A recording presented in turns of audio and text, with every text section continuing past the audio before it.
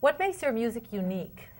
I love a lot of different styles. I grew up listening to Miriam Makeba and Otis Redding. Miriam Makeba used to live in my hometown, which was Tanzania, Dar es Salaam, East Africa.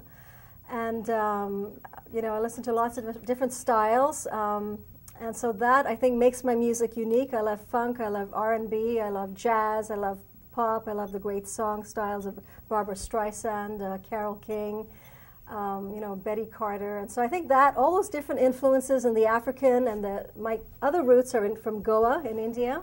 And so there's the musical energy is also very important. So the African, the Goan energy, and then the Canadian, Quebecois energy, I think adds to this very rich, these rich elements that help to make my music original and unique. You talked about those influences as a child.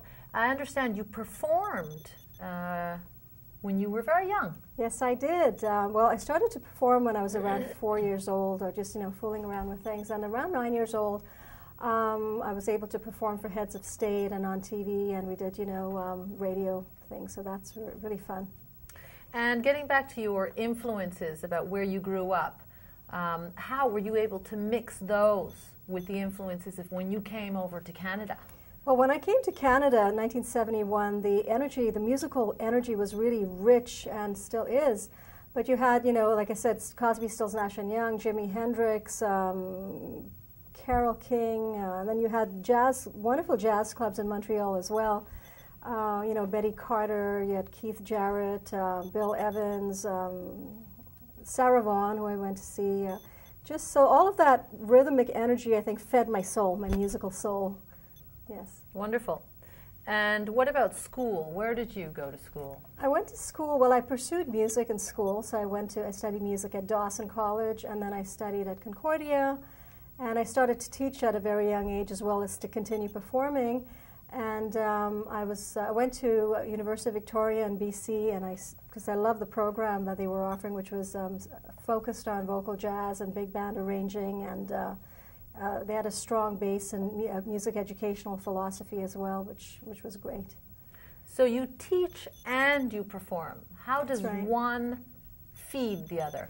I think just being around a very youthful population such as Dawson, where you've got the student population is around 16 to 18 years of age, and so we have a chance to put on concerts and to do benefit concerts with the students, and listening to their music and learning from them keeps me on my toes musically. I can imagine. You were also part of the program committees at Dawson, which helped with the educational reforms. Tell us a bit about that. Exactly. Well, since I've been teaching at Dawson, I've been involved with program committees and, you know, helping with reforms to make sure that, you know, music is an integral part of the curriculum of the creative arts program. And I was also chair for 7 years, so that allowed me to be very involved as well with that aspect. That's wonderful. And you've performed a lot around Montreal. Where have you performed it? Well, I've performed in a lot of the great hotels, the Four Seasons, the Hilton and the Ritz-Carlton, as well as the Biddles, the Bijou, L'Air du Temps. You know, I've performed with Andre White and his trio, Alec Walkington, Dave Lang.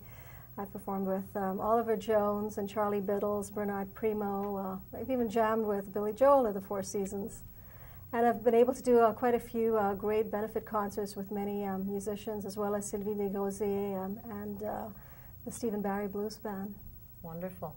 And now let's talk a little bit about your CDs. The first CD, Discovery, seemed to take a more solo route. And the second one was a little bit different. Tell me about the transformation between the two. Well, the first CD, Discovery, is there's 13 songs in there, and 8 of them are originals. And I'm playing piano and singing, and Andre White has accompanied me in a couple of songs on the standards. And then the second CD is called Shine. That was inspired by a song, the lyrics written by my brother Ian, and who passed away from AIDS in 1999. And so he wrote the lyrics to the song. It's about finding light and laughter and beauty and joy in life right till the last minute before he passed away, as much as he could, despite, you know, tremendous struggle. And I collaborated and I wrote the music to that, and we were able to perform and do a few concerts, you know, in 1998, which was a wonderful experience. And this difficult period seems to have changed you also being an important part of your life. How has that affected your music or your writing? Well, it's when Ian passed away in 1999, it was a devastating experience for me.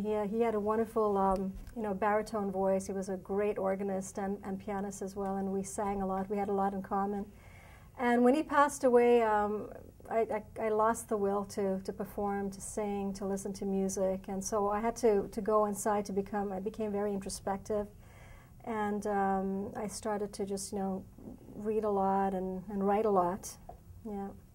So this is a kind of a rebirth of Jacinta Luis. Yes. So tell us where we can see this renaissance of you. Where can we see you in Montreal coming up? Well, or anywhere? We've had a few really nice concerts in the fall with my trio, and they were sold out, and I was very happy with the work that we did with the group. Very rich, creative, exciting, energetic, rhythmic kind of group. And we're looking forward to doing a concert in Toronto in May, and we're going to do a big one in Montreal in the fall, and we're looking forward to doing a lot more jazz performances as we get into it more and more. Tell me where it will be in Toronto. Where is it? It's at the Al Green Theatre. It's on Spadina, downtown Toronto. Wonderful. And since performing is a priority for you, how do you keep that fresh? Well, performing is something that excites me a lot. I feel total magic when I get up on stage. I love the instant connection with the audience. I love that collaboration that happens between the audience, the musicians, myself, and it's sort of an instant magic, and I can't say more than that except that I've always performed since I was really little, and it's given me just that. Being back on stage is something that makes me very, very happy.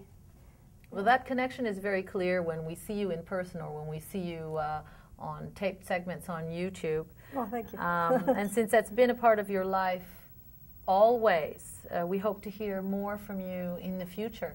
Well, thank you, Caroline. Good luck. Thank you. Thank you very much, Jacinta Luis. We hope to hear very much from you in the future. Thanks for being here with me. I'm Caroline Holden.